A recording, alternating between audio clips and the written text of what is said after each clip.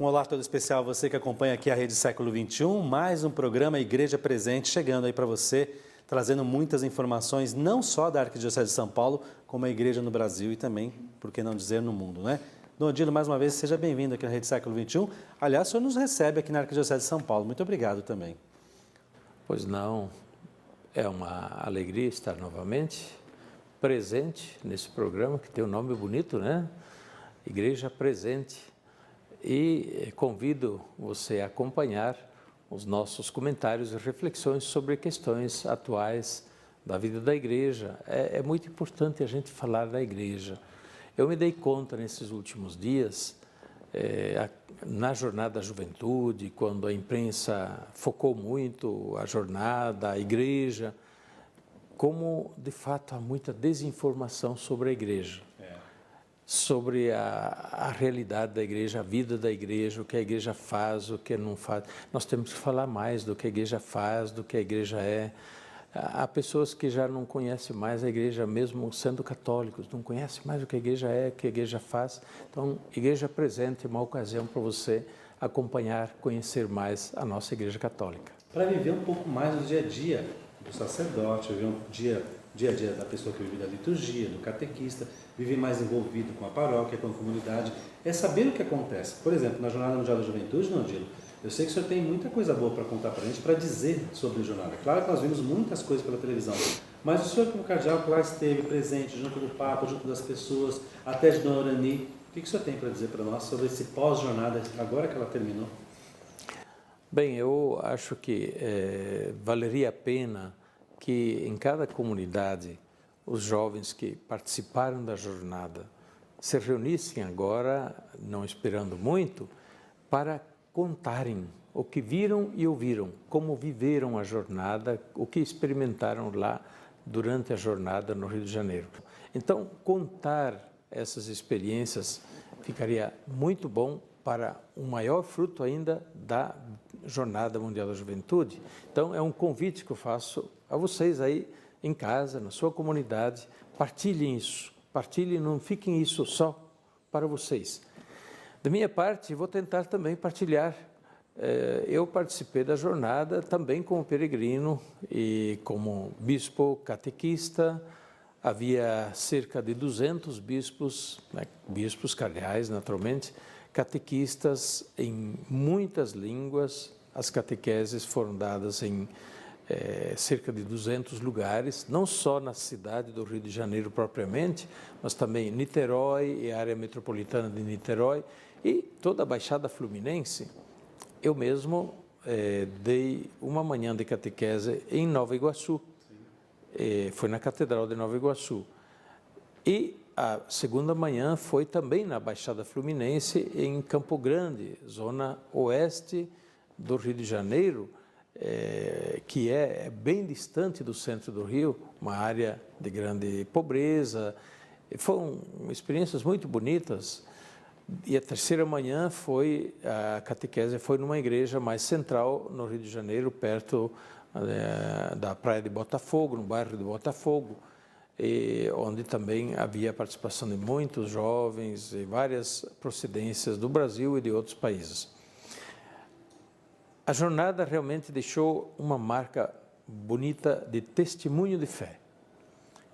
Testemunho de fé, de experiência da vida da igreja, não simplesmente como algo que cada um tem dentro de si, uma fé individual ou uma fé subjetiva, mas uma fé compartilhada.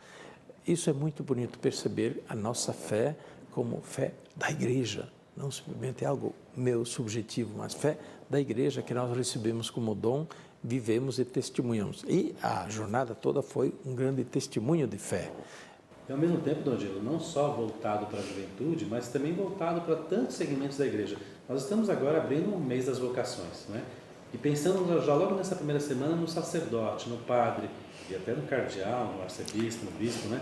E o Papa Francisco, dentro da Jornada Mundial da Juventude, preocupado, conversando com os sacerdotes, pedindo para que eles tenham uma proximidade maior junto do povo.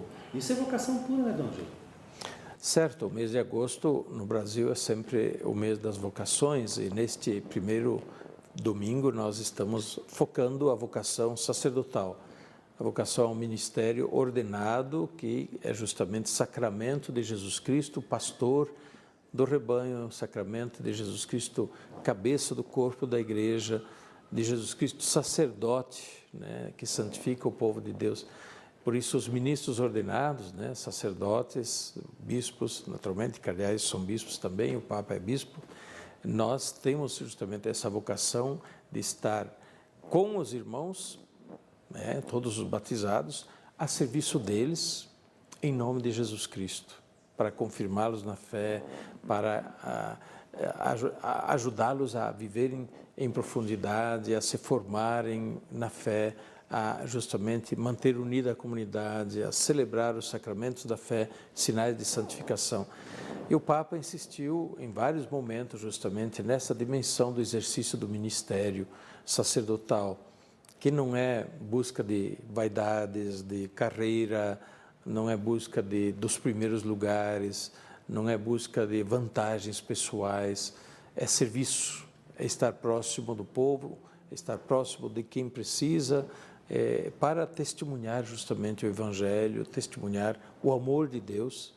E o Papa mesmo deu um exemplo bonito disso. Ele se manteve sempre próximo, acessível, ele mesmo com uma enorme paternidade, né, deu demonstração disso, de como deve ser o exercício também do ministério dos sacerdotes e bispos. Essa proximidade, né, Dona Odília? Ele queria, parecia para a gente o tempo todo que ele queria estar próximo, ele queria contato, pegar na mão das pessoas, abraçar as pessoas, mostrar que realmente é um pastor que se preocupa com cada pessoa, seja ela de qualquer cidade, de qualquer país, mas querer estar junto, querer estar próximo, né? Esta mensagem ele passou muito fortemente. A proximidade, a acessibilidade, a preocupação do pastor que está com o seu rebanho, conhece as ovelhas, não é outra coisa do que Jesus fez e recomendou fazer. E a igreja faz, não é que não faz, mas precisa sempre se renovar e fazer melhor, fazer de novo, né? Não se retrair, que de alguma forma isso hoje, de fato, é importante recordar, porque diante de uma pressão muito grande que sofremos de todos os lados, e é inegável que há uma pressão sobre a Igreja Católica e sobre o povo católico, e não deixa de ter essa mesma pressão sobre os padres e sobre os bispos, há uma tentação de a gente se retrair e, portanto, se fechar dentro de espaços tranquilos, seguros, e por isso de não ir para o meio do espaço onde existem tensões. E o Papa justamente disse, não, é preciso ir sim, não se deve fechar, a gente não se deve retrair para dentro, mas ir ao encontro, estar no meio. Nisso, é claro, o Papa não disse novidades. O Papa simplesmente deu encorajamento a fazer, a continuar a fazer e a fazer ainda melhor o que a Igreja já tenta fazer. São claramente palavras já do Concílio Vaticano II, os exemplos do Papa, o Papa João Paulo II, por exemplo, com todas as suas viagens missionárias, suas viagens pastorais, ele tentou fazer isso, como Papa, incentivou os bispos em todo o mundo a fazê-lo, os padres a fazê-lo, os religiosos a fazê-lo. Mais uma vez, o documento de Aparecida, 2007, isso também foi mostrado muito claramente que é dessa forma que a igreja deve ser, e os padres e bispos devem fazer em nome de Jesus Cristo. Mas, evidentemente, que as situações de dificuldade e de crise também levam sempre a uma tentação, né, de a gente se retrair, de a gente, de alguma forma, não se expor.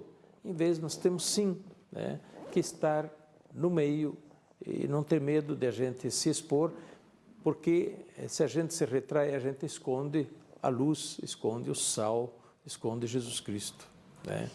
E o Papa disse, não, temos que mostrar exatamente, vós sois a luz do mundo, brilha a vossa luz, como disse Jesus também. No dia o senhor falou de pressão, né? As pressões que a igreja sofre. Uma pressão que a igreja sofreu na Jornada Mundial da Juventude foi financeira. Muita gente falou que gastou muito dinheiro, que teve dinheiro público, verba pública, a prefeitura ajudou, alguns até que falaram que o governo do estado ajudou, mas não falaram do dinheiro que entrou na cidade maravilhosa e no Brasil inteiro. O que o senhor tem a dizer sobre isso? Pois é, essa também é uma forma de pressão, né?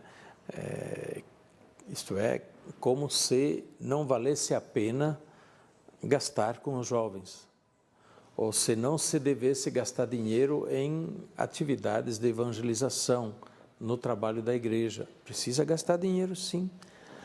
Precisa, sim, de recursos.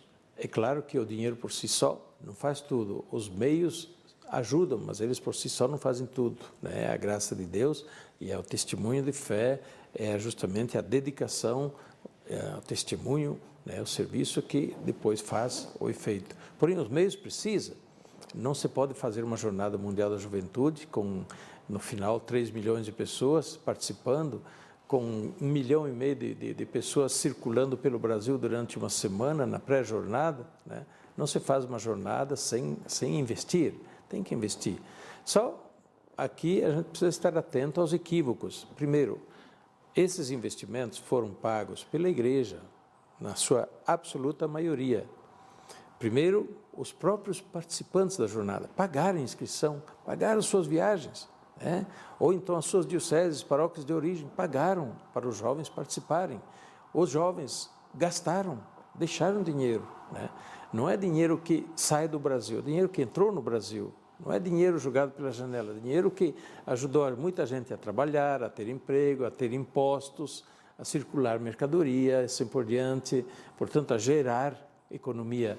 Depois, é claro, o poder público tem que fazer a sua parte, como faz a sua parte em todas as grandes ocasiões, sejam eventos esportivos, eventos culturais, eventos de qualquer tipo, até eventos, por exemplo, de manifestações públicas, que no fim acabam gerando quebra-quebra, muitas vezes, prejuízos, né? Ali também o poder público tem que gastar, tem que investir. Quando tem eventos de povo, de massa, o poder público tem sim que fazer a sua parte, Porém, é interessante ver, né, se houve despesas, essas despesas, em grande parte, foram cobertas mesmo pela igreja e pelos próprios participantes. Segundo, investiu-se no jovem, não se gastou com o jovem. O que se gasta com o jovem é investimento. Terceiro, a cidade do Rio de Janeiro e o Brasil ganharam com a jornada, muito.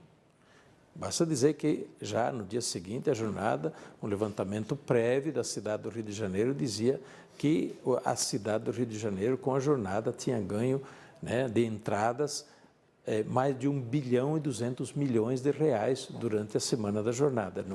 Não é insignificante. É um bom dinheiro, né? É um investimento que foi feito na juventude, na cidade maravilhosa. E, Dom Odilo, nós vamos encerrando por aqui, mas eu queria que o senhor, uma palavrinha sobre esse mês das vocações que está aí começando e logo de imediato sobre essa vocação sacerdotal, sobre essa vocação do padre, do bispo, do sacerdote mesmo. Pois é, nós estamos neste primeiro domingo, primeiro final de semana de agosto, focando a vocação sacerdotal. A igreja precisa de sacerdotes.